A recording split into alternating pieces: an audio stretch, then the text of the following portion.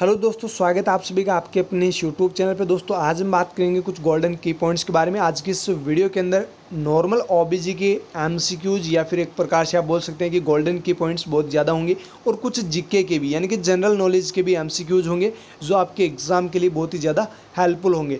दोस्तों यूपीपीएससी के admit card जो वो रिलीज़ हो चुके हैं। अगर आपने नहीं निकाले हैं अभी तक एडमिट कार्ड तो एडमिट कार्ड आप निकाल लीजिए। जो इंस्ट्रक्शंस दिए हुए हैं वो भी आपको एग्ज़ाम के दौरान फॉलो करने हैं। तो साथ में दोस्तों आपको पढ़ाई भी करनी है। ऐसा नहीं है कि एडमिट कार्ड आ गए चलिए एग्ज़ाम देने चले जाएंगे उठ के, ऐसा नहीं है। आपको पढ़ना भी पड़ेगा। अगर आपको नंबर लाना है तो आपको पढ़ना पड़ेगा। जब तक आप नहीं पढ़ोगे तब तक आप आगे नहीं बढ़ोगे। तो आपको आगे बढ़ने के लिए पढ़ना पड़ेगा ही पड़ेगा। दोस्तों आपको पढ़ना भी है साथ में। तो आज हम कुछ गोल्डन की पॉइंट्स की बात कर रहे हैं। ये आपकी यूपीपीएससी एग्ज़ाम के लिए और जो भी अदर एग्ज़ाम्स होती है उन सभी एग्ज़ाम्स के लिए बहुत ही ज़्यादा हेल्पफुल होंगे। दोस्तों यहाँ पे आपको डायरेक्ट क्वेश्चंस सामने दिया जाएगा इस प्रकार से और डायरेक्ट आपको आंसर बताया जाएगा ताकि अपना टाइम जो है वो ज़्यादा ख़राब ना हो। तो चलिए स्टार्ट करते हैं बिना टाइम वेस्ट के। दोस्तों अगर आप हमारे चैनल पर पहली बार आए हैं तो आप चैनल को सब्सक्राइब कर लेना, साथ में बेल आइकन बटन को भी प्रेस कर देना और अपने फ्रेंड्स को शेयर करना बिल्कुल भी मत भूलिएगा। देखिए यहाँ पे पहला क्वेश्चन है, fertilization of ovum takes place 8, यानी कि जो ओवम होता है उसका जो फर्टिलाइजेशन होता है वो कहाँ पर होता है, उसकी लोकेशन आपको पूछी गई है। जो स्पर्म और जो ओवम है वो कहाँ पर एक दूसरे से मिलते हैं, कौन सी लोकेशन पे मिलते हैं। जब ये मिलेंगे ओवम एंड स्पर्म तभी तो फर्टिलाइजेशन होगा। तो ये आपको लोकेशन पूछी गई है तो सीधा सा आपको करेक्ट आंसर कर देना है एम्प्यूला।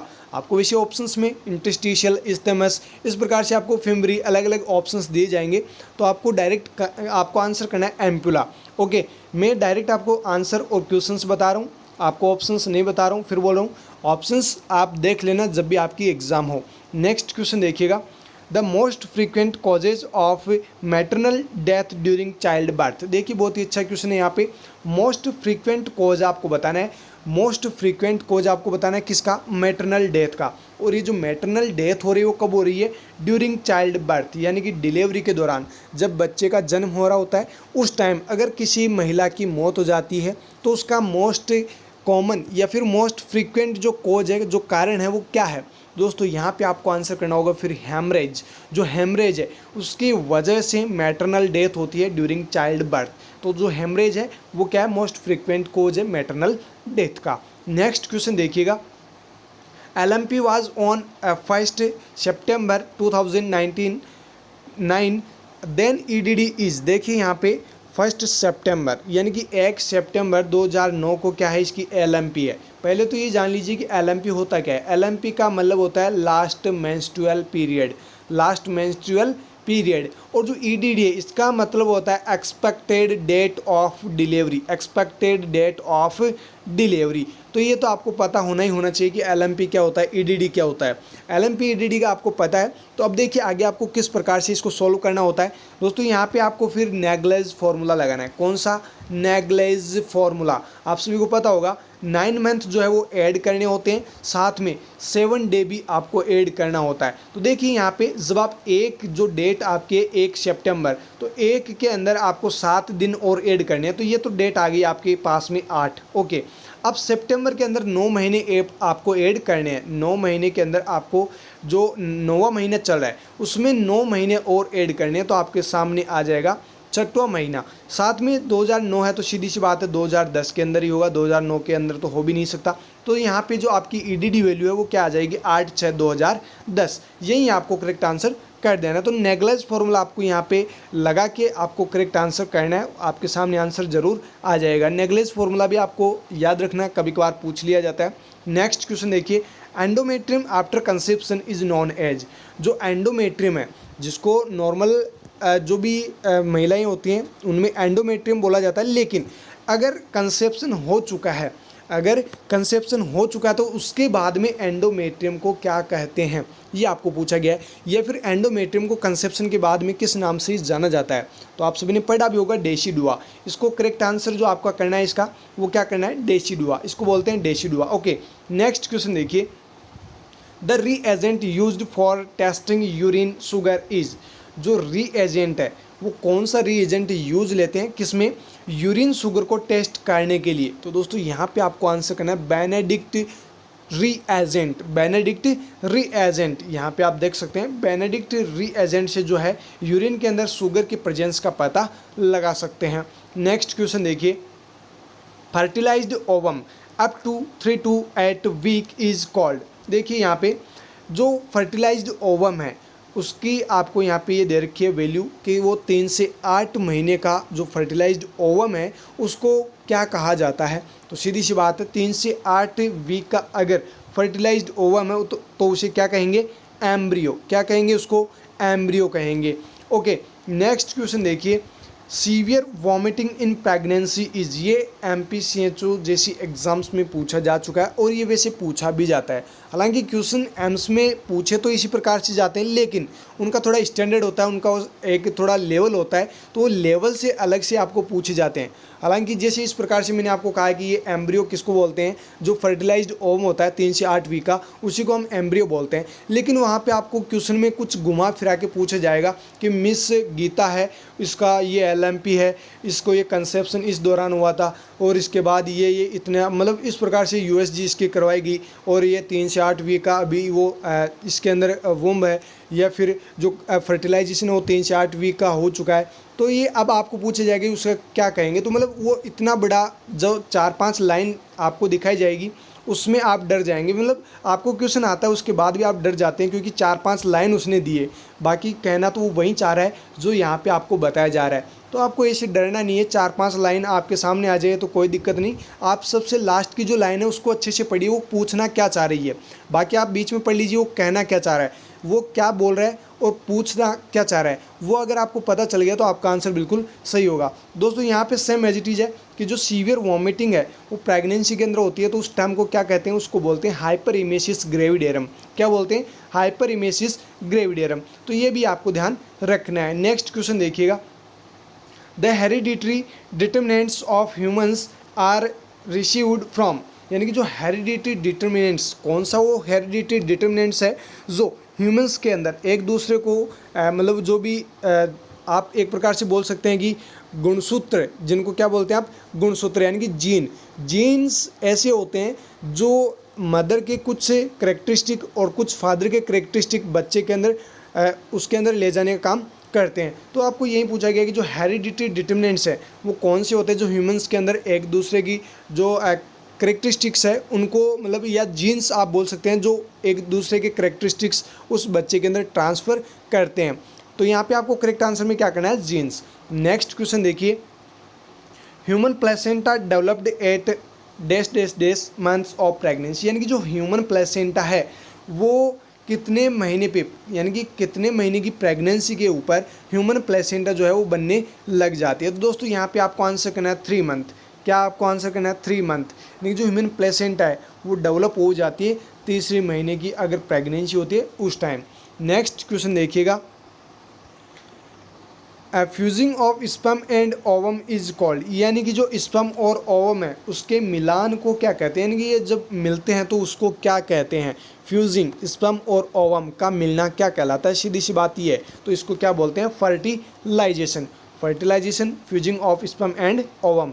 नेक्स्ट क्वेश्चन है, injection TT is given to pregnant women to prevent, यानी कि जो प्रेग्नेंट वुमेन्स होती है उनको टीटी के इंजेक्शन लगाए जाते हैं, ये तो आप सभी को पता है। लेकिन आपको ये पूछा गया है कि ये किससे प्रिवेंट करता है, ये किससे प्रिवेंट करता है। दोस्तों यहाँ पे आपको आंसर करना है नियोनेटल टिटेनस। नियोनेटल टिटेनस, जो बच्चा है उसको टिटेनस की बीमारी ना हो इसलिए टीटी के इंजेक्शन लगाए जाते हैं, और इनके अंदर जो 2 टीटी के इंजेक्शन लगाए जाते हैं प्रेगनेंसी के दौरान, ये भी आपको ध्यान रखना है, 2 टीटी के इंजेक्शन लगाए जाते हैं। तो एक जब इंजेक्शन लगाया जाता है उसके 4 वीक के बाद दूसरा इंजेक्शन लगता है, यानी कि 4 वीक का दोनों इंजेक्शन के बीच में गैप होता है। ये भी एम्स में पूछा जाता है और ये भी एम्स में पूछा जाता है। नेक्स्ट क्वेश्चन देखिए, how many pairs of chromosome in man, यानी कि जो आदमी होते हैं उनके अंदर कितने पेयर्स होते हैं क्रोमोसोम के। तो ये आप सभी ने पढ़ा भी होगा, पेयर्स की बात हो रही है यहाँ पे। अगर टोटल क्रोमोसोम पूछी जाती है तो फिर आपका आंसर हो जाता 46। लेकिन यहाँ पे आपको पूछा जा रहा है पेयर्स के अंदर कितने जोड़े होते हैं, तो यहाँ पे 23 जोड़े हो जाएंगे, सीधी सी बात है।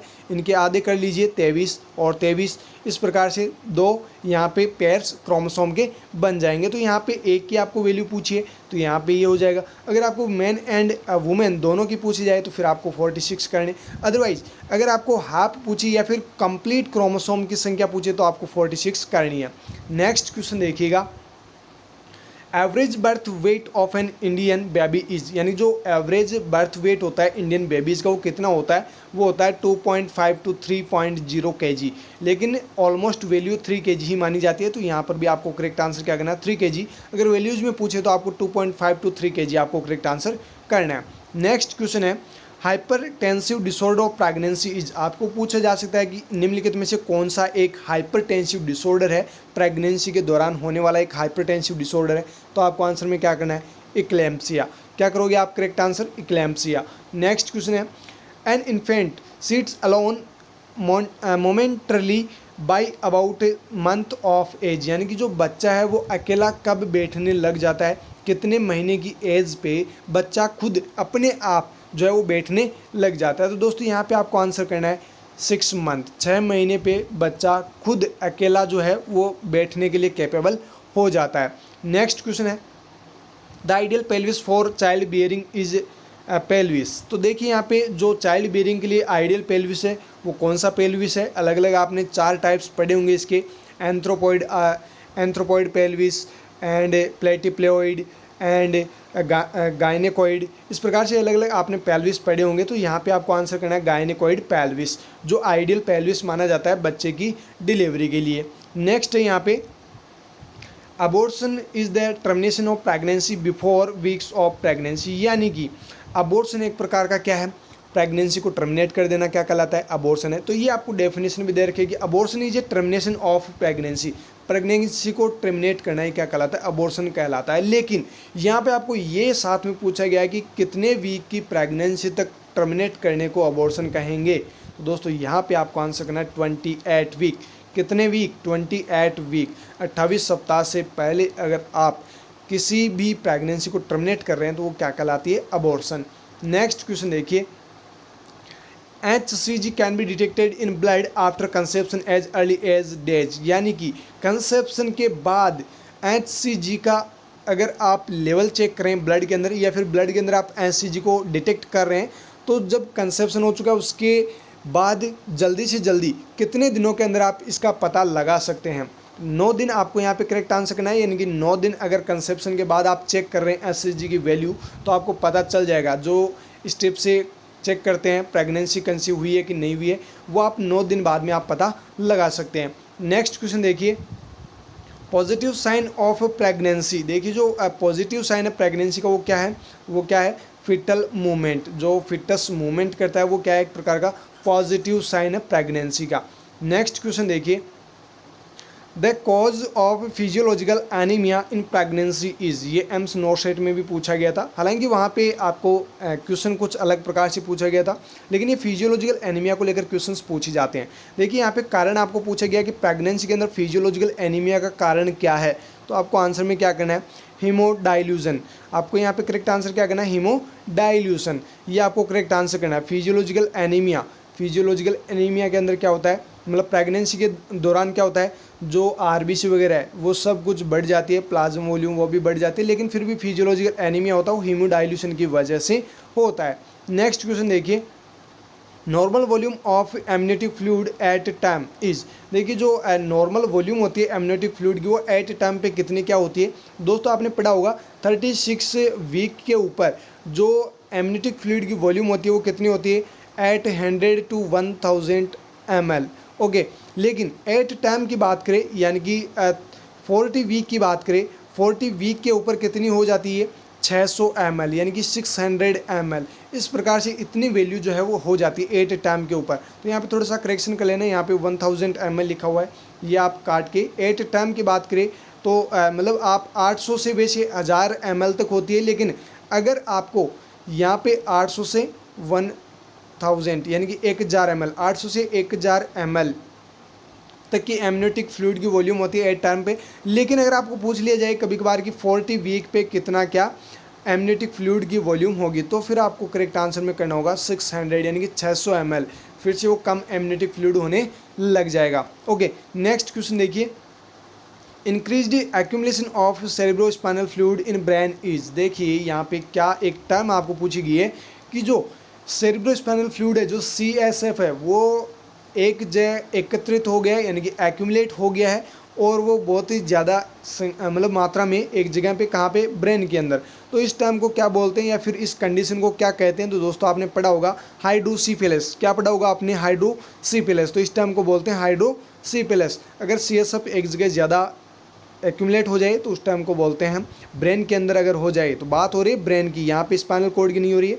ब्रेन के अंदर अगर CSF एक जगह एक्यूमुलेट हो जाए तो उसको बोलते हैं हाइड्रोसिफिलिस कंडीशन। नेक्स्ट क्वेश्चन है, the foetal heart sound can be heard after month of pregnancy. यहाँ पे वीक कर लेना, एज सुन एज पॉसिबल, यानी कि वीक के अंदर बात हो रही है। यहाँ पे जो फिटल हार्ट साउंड है वो कितने वीक बाद, यानी कि प्रेगनेंसी कंसीव करने के कितने वीक बाद जो है वो सुन सकते हैं। दोस्तों यहाँ पे आपको आंसर करना है 6 वीक, यानी कि 5 to 6 वीक के ऊपर जो ट्रांसवेजाइनल अल्ट्रासाउंड होती है उससे फिटल हार्ट साउंड जो है वो सुनी जा सकती है। दोस्तों यहाँ से एम्स नॉट स्टेट 2020 में क्वेश्चन पूछा गया था। वो क्या पूछा गया था आपको? Question same as it is था, लेकिन वहाँ पे आपको ऑप्शन, मतलब क्वेश्चन में ही आपको दिया गया था स्टेथोस्कोप। स्टेथोस्कोप से कब हम फिटल हार्ट साउंड सुन सकते हैं? तो दोस्तों फिर आपको करेक्ट आंसर करना होगा 18 to 20 मंथ। 18 to 20 मंथ, यानी सॉरी वीक, यहाँ पे वीक की बात हो रही है, मंथ की तो बात ही नहीं हो रही।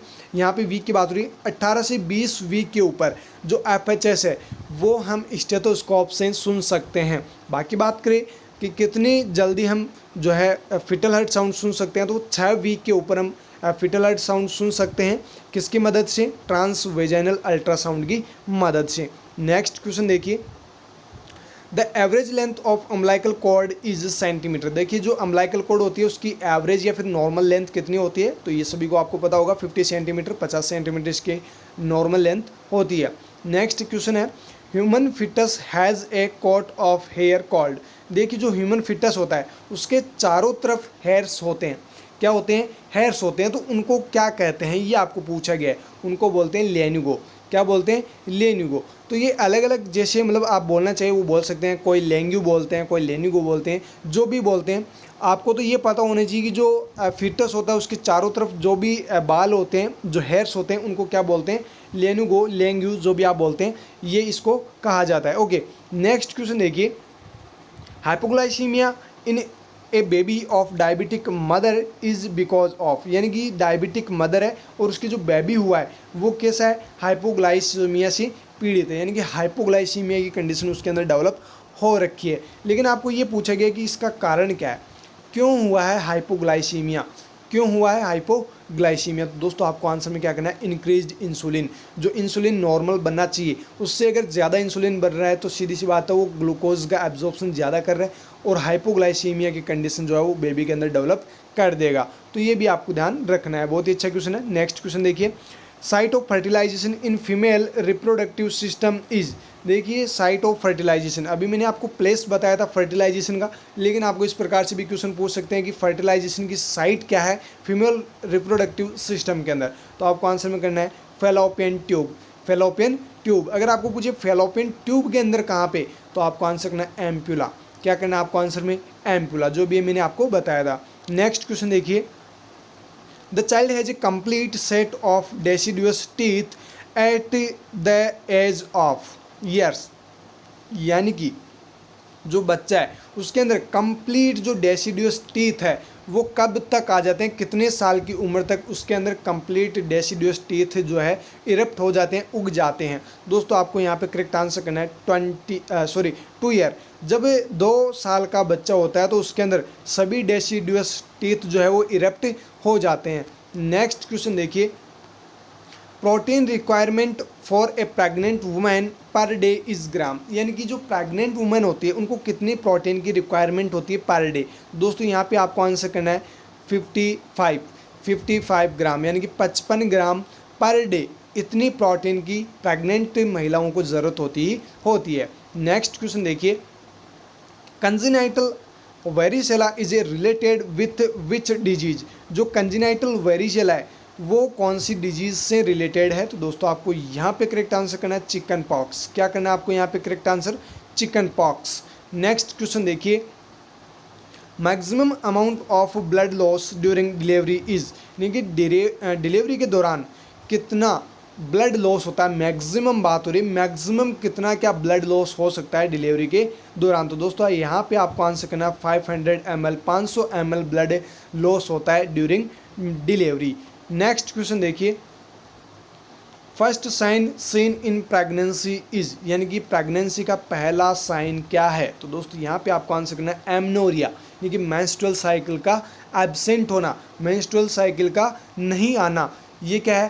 पहला साइन है प्रेगनेंसी का। नेक्स्ट क्वेश्चन देखिए, the hormone that is injected to pregnant women at the time of delivery, यानी कि डिलीवरी के टाइम पे प्रेग्नेंट वुमेन्स को जो हार्मोन का इंजेक्शन लगाया जाता है वो कौन सा हार्मोन का इंजेक्शन उनको लगाया जाता है? दोस्तों सेकंड स्टेज में, ये भी मैंने आपको बताया होगा, नहीं बताया तो ध्यान रखना।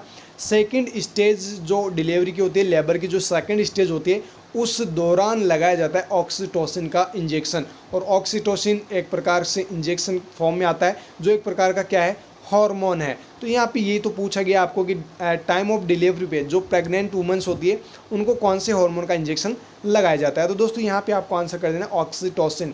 ये पोस्टीरियर पिट्यूटरी ग्लैंड से सिक्रेट होता है, ये भी आपको पता ही होगा। नेक्स्ट क्वेश्चन देखिए, labour start with pain and ends with the delivery of, यानी कि जो लेबर है वो स्टार्ट होती है पेन से, यानी कि दर्द से स्टार्ट होती है, और एंड कब होती है लेबर, यानी कि जो प्लेसेंट है उसकी डिलीवरी होने के बाद तक की जो प्रोसेस है वो क्या कहलाती है? लेबर। लेबर जो है वो दर्द से स्टार्ट होती है और प्लेसेंटा की डिलीवरी तक की चलती है। नेक्स्ट क्वेश्चन देखिए, labour takes place after dash dash dash days of the last menstrual period, यानी कि LMP। जो LMP है यहाँ पे है लेबर जो है वो LMP से लेकर कितने दिनों तक चलती है, मतलब जो प्रेगनेंसी जो हो रखी है वो प्रेगनेंसी है वो कितने दिनों की होती है, मतलब डिलीवरी होगी तो वो कितने दिनों बाद होगी। सीधी सी बात ये है कि LMP से लेकर कितने दिन बाद में जो है वो लेबर होगी।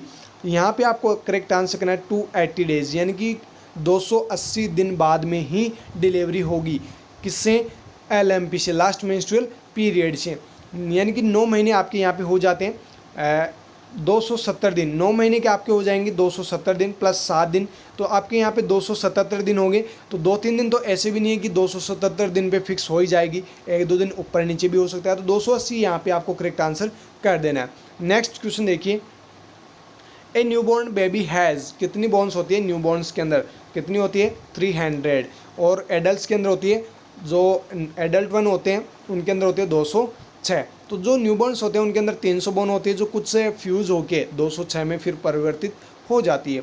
नेक्स्ट क्वेश्चन देखिए, Bartholin glands is found in, जो बार्थोलिन ग्लैंड है वो कहाँ पर पाई जाती है? वो पाई जाती है वेजाइना के अंदर। वेजाइना के अंदर बार्थोलिन ग्लैंड्स जो है वो फाइंड आउट होती है। नेक्स्ट क्वेश्चन देखिए, corpus luteum is found in, जो कॉर्पस ल्यूटियम है वो कहाँ पर फाइंड आउट होता है? तो वो होता है ओवेरी के अंदर। कहाँ पे होता है ये? ओवेरी के अंदर, जो हार्मोन्स का सिक्रेशन करता है और प्रेगनेंसी को मेंटेन रखता है। नेक्स्ट क्वेश्चन देखिए, a child hereditary is determined eight the time of, देखिए जो चाइल्ड हेरिडिटरी है उसको कब डिटरमाइन हम कर सकते हैं? वो कर सकते हैं हम कंसेप्शन के बाद ही। नेक्स्ट क्वेश्चन देखिए, heartburn refers to an uneasy burning sensation in the, यानी कि हार्ट बर्न जो है वो किसको रेफर कर रहा है? Uneasy burning sensation in the, यानी कि अनईजी बर्निंग सेंसेशन हो रहा है किस जगह पे हो रहा है? स्टोमक के अंदर। कहाँ पे? स्टोमक के अंदर। अगर स्टोमक के अंदर अनईजी सेंसेशन यानी अनईजी बर्निंग सेंसेशन हो रहा है तो उसको क्या बोलेंगे हम? Heart burn. जो हार्ट बर्न है वो किसको रेफर करता है? स्टोमक के अंदर जलन होने को। नेक्स्ट क्वेश्चन देखिए, breast milk production is increased due to, जो ब्रेस्ट मिल्क है उसका प्रोडक्शन इंक्रीज होता है कौन से हार्मोन की वजह से? प्रोलैक्टिन की वजह से, प्रोलैक्टिन की वजह से। और आपने एक टर्म भी सुनी होगी, एक टर्म आपने सुनी होगी ग्लेक्टोरिया। क्या बोलते हैं उसको?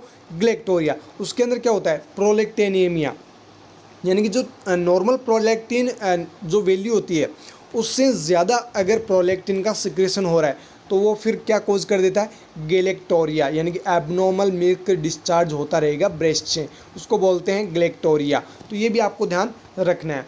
नेक्स्ट क्वेश्चन देखिए, the brim of the anthropoid pelvis is safe, यानी कि जो एंथ्रोपॉइड पेल्विस है उसकी आपको शेप पूछी गई है, वो भी किसकी, ब्रिम की। तो कैसी होती है, ओवल शेप होती है। कैसी होती है, ओवल शेप होती है एंथ्रोपॉइड पेल्विस की। नेक्स्ट क्वेश्चन देखिए, which chemical is used to test urine for albumin. देखिए यहाँ पे बहुत ही अच्छा क्वेश्चन है। पहले हमने शुगर देखी थी यूरिन के अंदर, अब हम देख रहे हैं यूरिन के अंदर एल्बुमिन। तो एल्बुमिन को चेक करने के लिए, एल्बुमिन को यूरिन के अंदर टेस्ट करने के लिए कौन सा केमिकल यूज लिया जाता है, ये आप सभी ने पढ़ा भी होगा दोस्तों। यहाँ पे आपको आंसर करना होगा एसिटिक एसिड। क्या करना होगा आपको आंसर में, एसिटिक एसिड।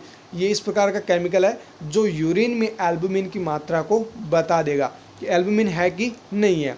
नेक्स्ट क्वेश्चन देखिए, percent of water contents in amniotic fluid, यानी कि एमनियोटिक फ्लूइड के अंदर कितना वाटर होता है, कितना परसेंट वाटर होता है। तो आपको यहाँ पे करेक्ट आंसर करना 99।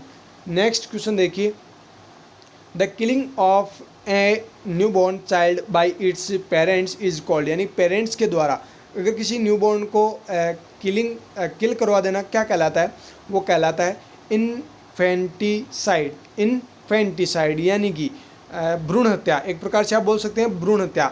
न्यूबॉर्न को, जो भी न्यूबॉर्न चाइल्ड है उनको अगर किल करवा रहे हैं पेरेंट्स तो उसे क्या बोलेंगे, इन्फेंटिसाइड, यानी कि भ्रूण हत्या।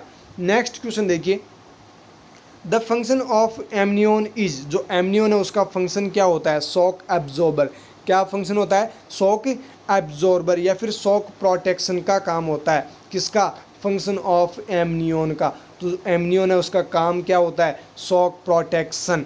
नेक्स्ट क्वेश्चन देखिए, the strongest ligament in the female pelvis is, female pelvis के अंदर सबसे स्ट्रोंगेस्ट लिगामेंट कौन सा होता है। तो दोस्तों आपको यहाँ पे करेक्ट आंसर करना है transverse cervical ligament, transverse cervical ligament. Next question देखिए, gynaecoid pelvis is in shape, यानी जो गायनेकोइड पेल्विस है वो किस शेप में होता है, राउंड शेप में। किस शेप में, राउंड शेप में।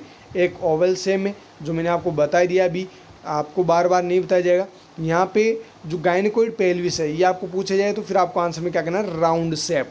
और यही जो है आइडियल पेल्विस होता है चाइल्ड बियरिंग के लिए।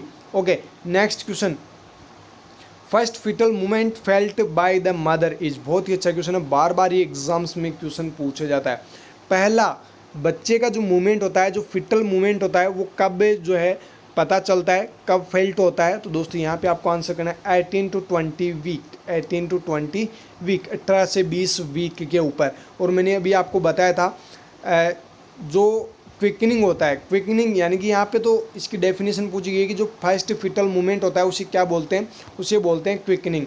जो मदर पहली बार बच्चे की लात वगैरह जैसी फील कर रही है तो उसे क्या बोलेंगे, क्विकनिंग। और ये होता क्या है, यानी ये होता कब है, 18 to 20 वीक के ऊपर, 18 से 20 वीक के ऊपर। और मैंने आपको एक अभी बताया था कि जो स्टेथोस्कोप से हम फिटल हार्ट साउंड डिटेक्ट करते हैं या सुनते हैं वो कब सुन सकते हैं, 18 से 20 वीक के ऊपर। नेक्स्ट क्वेश्चन देखिए, the alternate term of normal labour is, normal labour को और किस टर्मिनोलॉजी से जाना जाता है या फिर किस टर्म से जाना जाता है। तो दोस्तों यहाँ पे आपको आंसर करना है यूटोसिया। क्या करेंगे आप यहाँ पे करेक्ट आंसर, यूटोसिया। यूटोसिया यानी कि नॉर्मल लेबर। और एक टर्म और होती है डिस्टोसिया। दोस्तों आपको बताना है डिस्टोसिया का मतलब क्या होता है, डिस्टोसिया का मतलब क्या होता है ये आपको बताना है। नेक्स्ट क्वेश्चन देखिए, the process by which ova are discharge from ovary is called, यानी कि जो ओवा है वो ओवरी से अगर डिस्चार्ज हो गया है तो इस प्रोसेस को क्या कहेंगे। जो ओवम है या फिर जो ओवेरी है उससे ओवम का डिस्चार्ज होना क्या कहलाता है, उसको बोलते हैं ओव्यूलेशन। क्या बोलते हैं, ओव्यूलेशन। ओव्यूलेशन कौन सी प्रोसेस होती है, वो ओव्यूलेशन की प्रोसेस होती है। नेक्स्ट क्वेश्चन देखिए, graphene follicle of ovary secretes which hormone, जो ग्राफिन फॉलिकल है वो ओवेरी के अंदर कौन सा हार्मोन सिक्रीट करती है। तो आपको आंसर में करना है एस्ट्रोजन।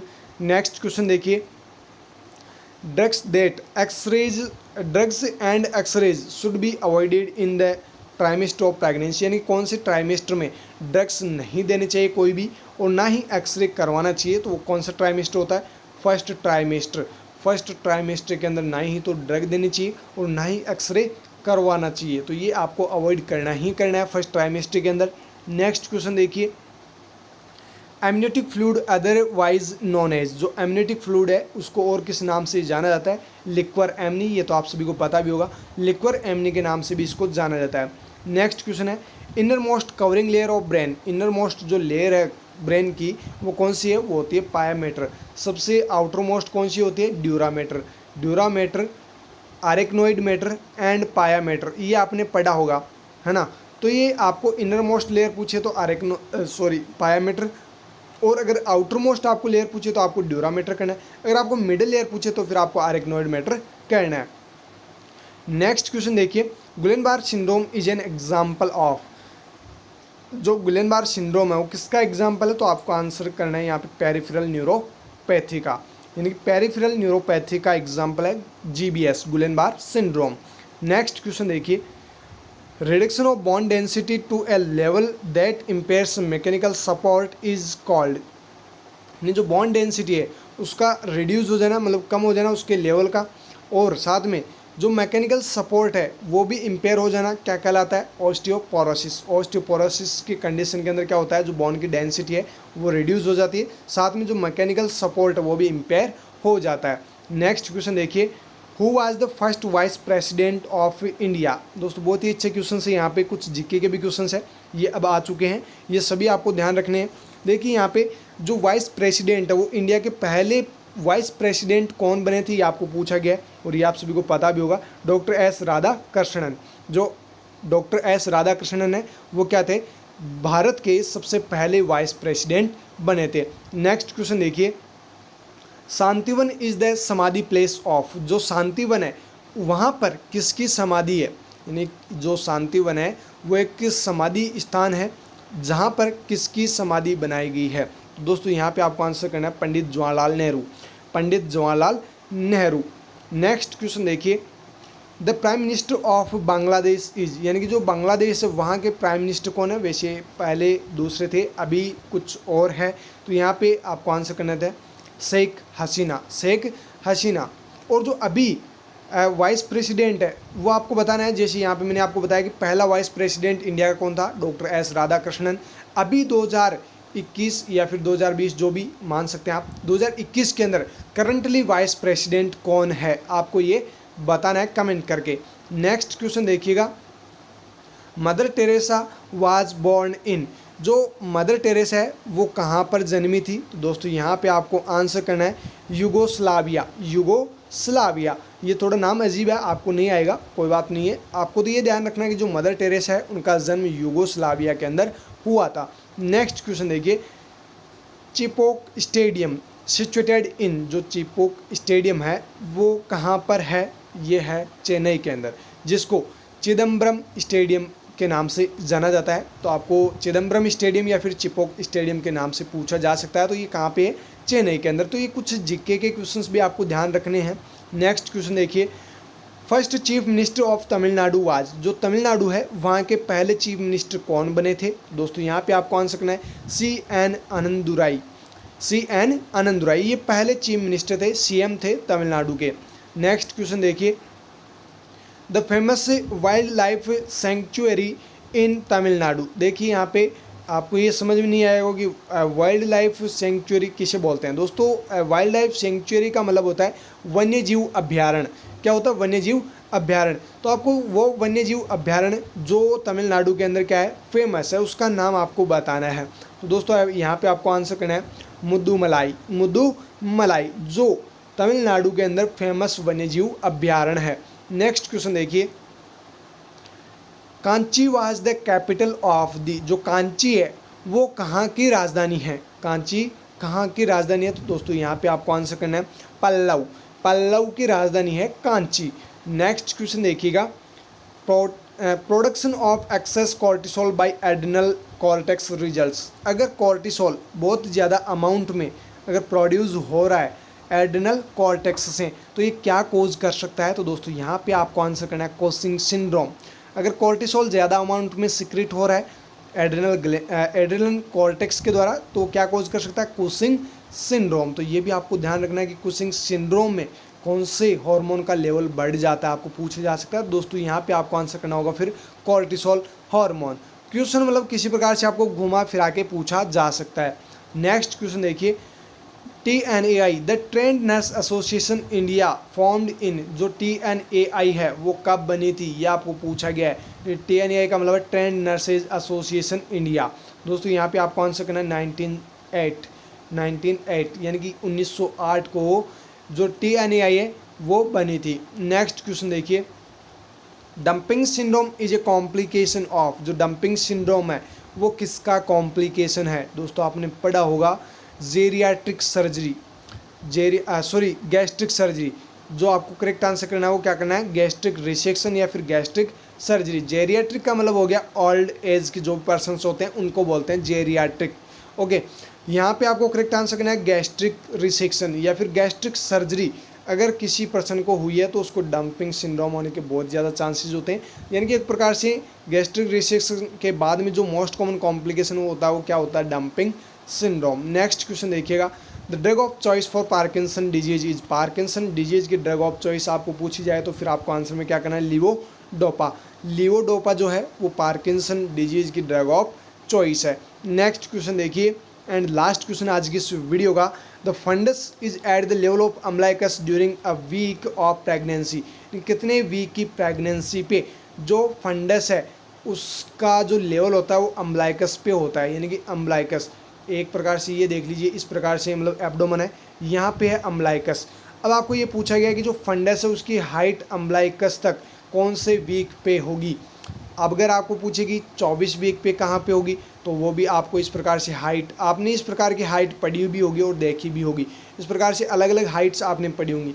दोस्तों अम्लाइकस 8 अम्लाइकस पे 20 वीक के ऊपर, कितने वीक के ऊपर, 8 अम्लाइकस पे 20 वीक के ऊपर। अगर आपको पूछे कि 24 वीक, क्योंकि अभी MPCH में पूछा गया था 24 वीक पे जो है फंडस की हाइट कहाँ पे होगी, तो दोस्तों यहाँ पे फिर आपको आंसर होना होगा just above, just 2 to 3 finger above the umbilicus, यानी कि अम्बलाइकस से 1-2 फिंगर जो है ऊपर आपको 24 वीक के ऊपर फंडस की हाइट देखने को मिलेगी।